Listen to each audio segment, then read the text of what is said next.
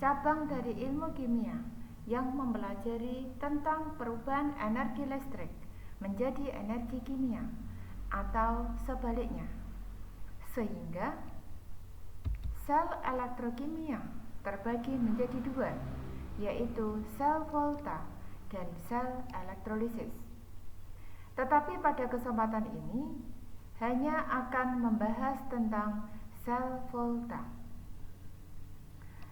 Adapun perbedaan antara sel volta dan sel elektrolisis, yaitu yang pertama, bahwa pada sel volta terjadi perubahan energi kimia menjadi energi listrik.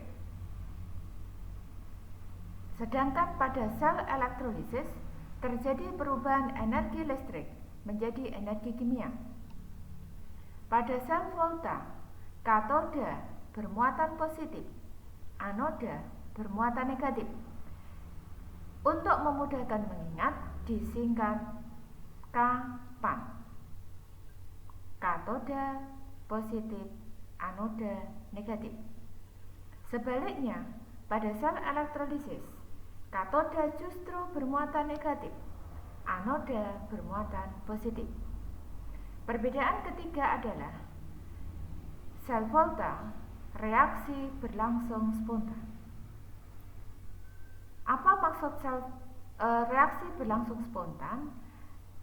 Nanti akan saya sampaikan pada slide berikutnya. Sedangkan persamaan antara sel volta dan sel elektrolisis yaitu bahwa pada katoda semuanya terjadi reaksi reduksi. Untuk memudahkan mengingat, disingkat K-RED, katoda reduksi. Sedangkan pada anoda terjadi reaksi oksidasi. Perhatikan gambar berikut. Gambar A. Logam Zn dimasukkan ke dalam larutan CuSO4. Larutan CuSO4 larutan yang berwarna biru karena adanya ion Cu2+. Setelah dibiarkan 3 hari, ternyata ada perubahan, yaitu bisa kalian lihat pada gambar B. Ternyata Zn akan larut. Artinya semula Zn, logam Zn padat berubah menjadi ion Zn12. Jadi Zn12. Maksudnya logam Zn berkurang. Jadi reaksi yang terjadi, Zn berubah menjadi Zn12 plus 2 elektron. Jadi dapat dikatakan bahwa Zn mengalami oksidasi. Reaksi oksidasi terjadi di anoda. Sedangkan untuk larutan Cu12 yang di gambar A berwarna biru, setelah 3 hari ternyata larutan menjadi tidak berwarna karena ion Cu12 mengalami reaksi reduksi menjadi endapan Cu. Endapan Cu menempel di logam Zn, sehingga pada gambar terlihat bahwa bagian bawah logam Zn ada endapannya. Jadi pada proses ini terjadi reaksi oksidasi Zn dengan melepaskan elektron. Elektron diterima oleh ion Cu2+ yang ada dalam larutan sehingga mengendap. Oleh karena itu, reaksi yang terjadi pada gelas kimia tersebut merupakan reaksi redoks yang reaksi selengkapnya sebagai berikut. Kamu perhatikan, Zn mengalami oksidasi dengan melepas elektron sebanyak 2 elektron.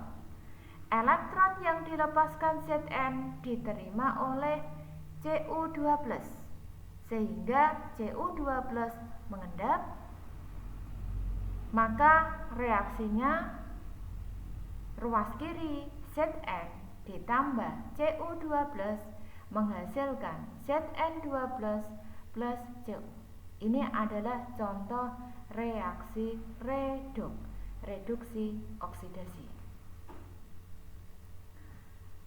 Jadi, pada contoh ini terjadi pelepasan elektron dan penerimaan elektron. Tetapi yang terjadi hanya proses pelarutan Zn dan proses pengendapan Cu. Artinya, elektron yang terlibat di sini tidak menghasilkan arus listrik.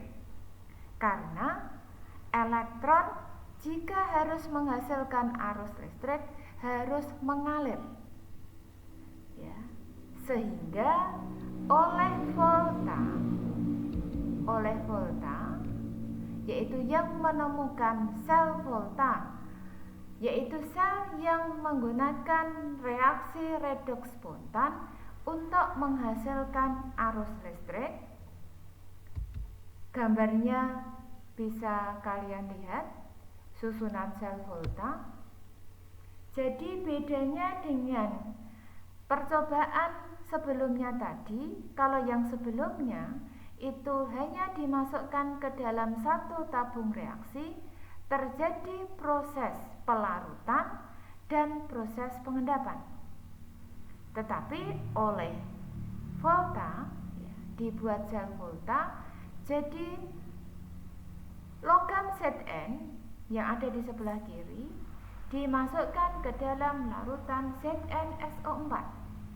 Kemudian ada tabung reaksi yang lain, gelas kimia yang lain, yaitu Cu. Lempengan logam Cu dimasukkan ke dalam larutan CuSO4. Apakah logamnya bisa ditukar tempatnya? Artinya Zn dalam CuSO4 dan sebaliknya. Jadi tidak boleh. Kenapa? Karena kalau nanti ditempatkan berbeda antara logam dan pelarutnya atau larutan elektrolitnya, nanti akan terjadi reaksi. Padahal keinginan Volta adalah dari reaksi kimia akan berubah menjadi energi listrik, sehingga dapat saya simpulkan logam yang dimasukkan harus sama dengan ion, dengan kation elektrolitnya, yaitu Zn dalam ZnSO4, Cu dalam CuSO4, kemudian dihubungkan dengan kawat penghantar. Kenapa dihubungkan dengan kawat penghantar? Agar aliran elektron dapat bergerak dari anoda ke katoda. Kenapa dari anoda ke katoda? Karena di anoda adalah tempat terjadinya reaksi oksidasi, yaitu reaksi pelepasan elektron. Jadi elektronnya mengalir dari anoda ke katoda. Kemudian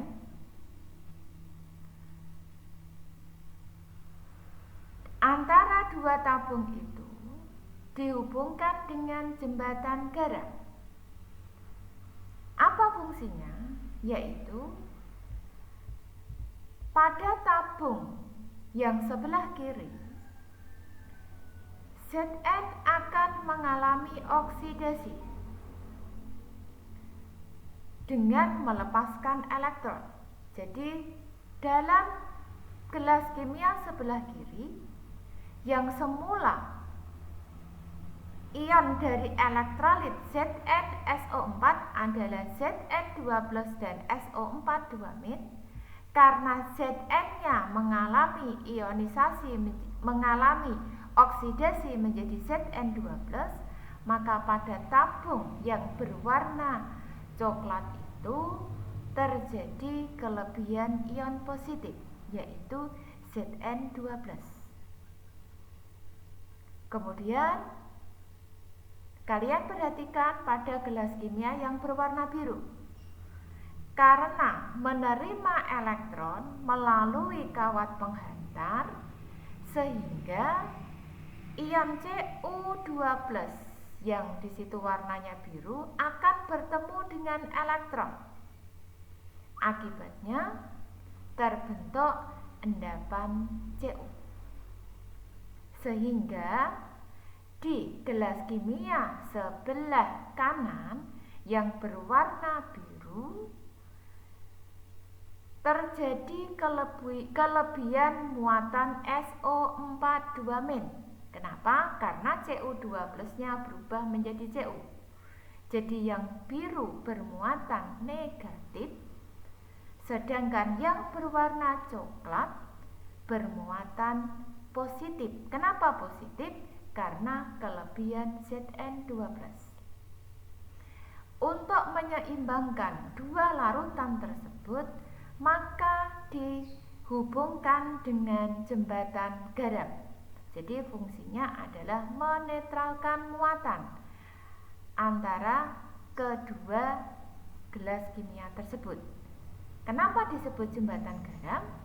Karena menghubungkan dua gelas kimia dan berisi garam, pasta garam, karena fungsinya tadi untuk menyeimbangkan muatan. Kemudian kalian perhatikan reaksi berikut, bahwa terjadi reaksi Zn menjadi Zn2+, sedangkan Cu2+ menjadi Cu. Reaksi berlangsung spontan karena ini menunjukkan ada listrik, menghasilkan arus listrik. Kemudian kita juga bisa menuliskan notasi sel, yaitu Zn menjadi Zn2+, kemudian di situ ada garis 2, garis tegak. Apa artinya? Bahwa reaksi oksidasi Zn menjadi Zn2+ dipisahkan dengan jembatan garam. Kemudian Cu2+ menjadi Cu. Jadi kesimpulannya, notasi sel ditulis reaksi oksidasi dulu, jembatan garam, kemudian reaksi reduksi.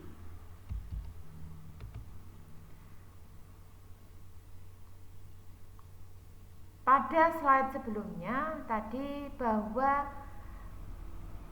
sel Volta cirinya adalah reaksi harus berlangsung spontan. Apa artinya? Yaitu bahwa E0 sel lebih dari 0 atau nilainya adalah positif. Jadi kalau reaksi tersebut E0 selnya positif, menunjukkan ada beda potensial, menunjukkan adanya arus listrik. Beda potensial elektroda diukur berdasarkan elektroda standar, yaitu menggunakan elektroda standar H+ menjadi H2. Jadi suatu ion atau logam yang mudah mengalami reaksi reduksi dibandingkan hidrogen diberikan tanda positif. Artinya mudah mengalami reaksi reduksi. Sedangkan yang sulit mengalami reduksi dibandingkan hidrogen diberikan tanda negatif. Kalau sulit mengalami reduksi menunjukkan mudah mengalami oksidasi. Jadi contohnya Cu2+ ditambah 2 elektron menjadi Cu.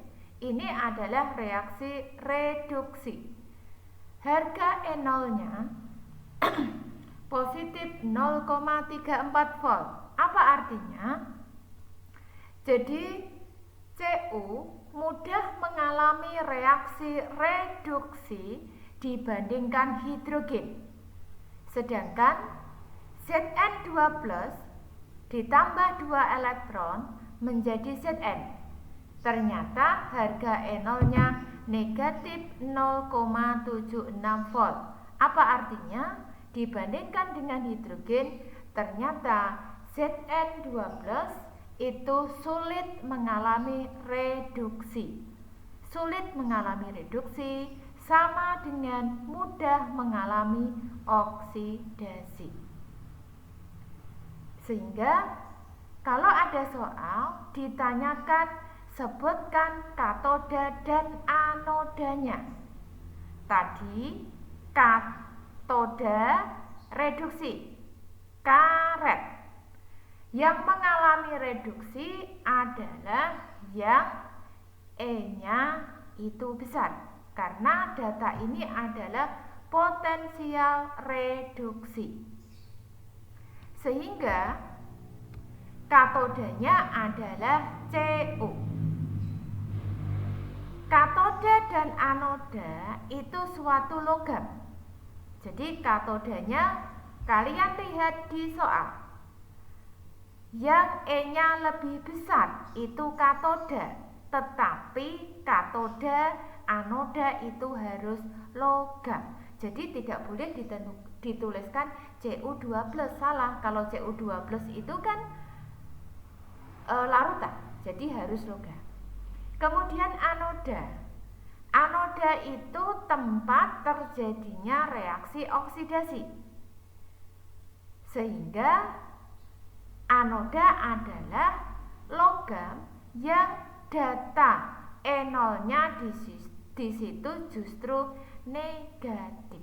Jadi anodanya adalah Zn karena Zn di situ nilainya negatif.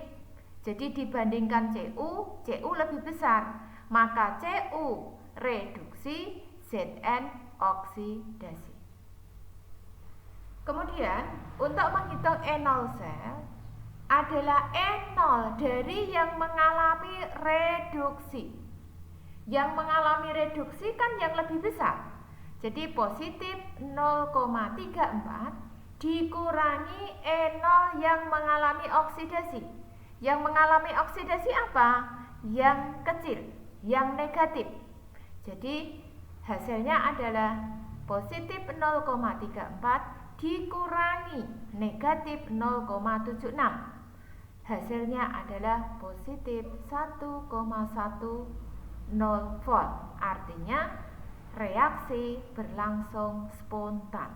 Kalau berlangsung spontan menunjukkan reaksi redoks itu terjadi. Jadi reaksi redoksnya bisa ditulis bahwa Zn mengalami oksidasi, Cu2+ mengalami reduksi.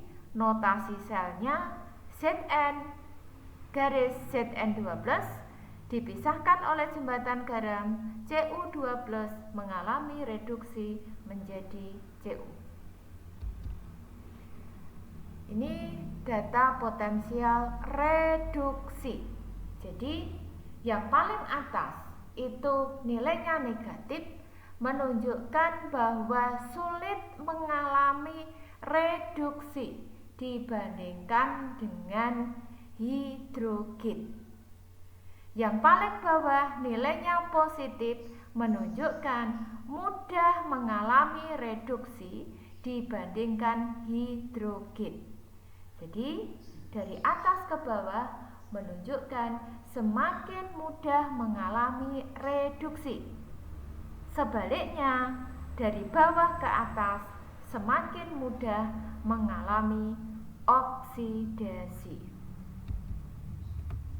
Berikut adalah beberapa contoh sel volta komersial, yaitu yang kita kenal. Yang pertama adalah sel kering atau baterai, ya,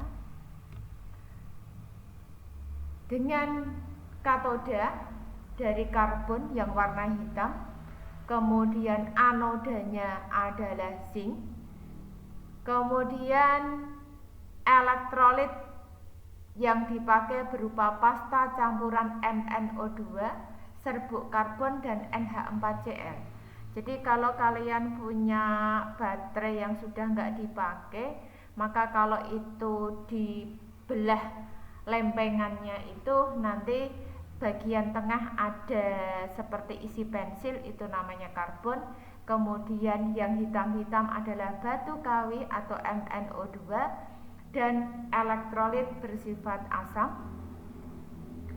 Reaksi yang terjadi yaitu di anoda terjadi reaksi oksidasi. Jadi anodanya adalah Zn menjadi Zn12, katodanya adalah MnO2. Kemudian yang kedua, bedanya dengan sel kering, kalau tadi elektrolit bersifat asam yaitu adanya NH4Cl, tetapi yang kedua baterai alkalin, perbedaannya adalah pastanya dari KOH.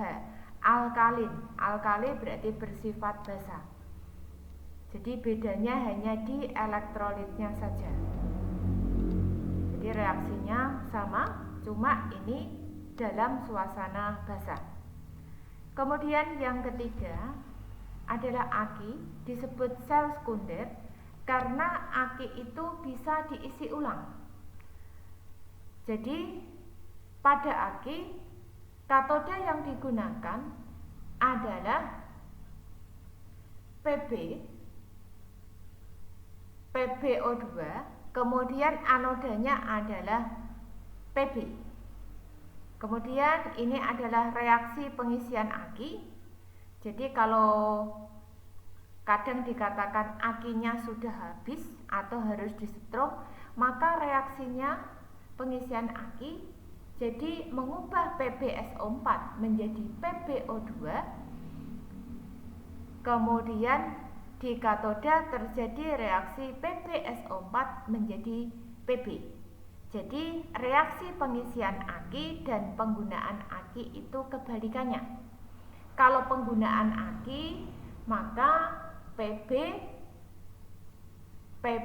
fungsinya sebagai anoda, PbO2 sebagai katoda.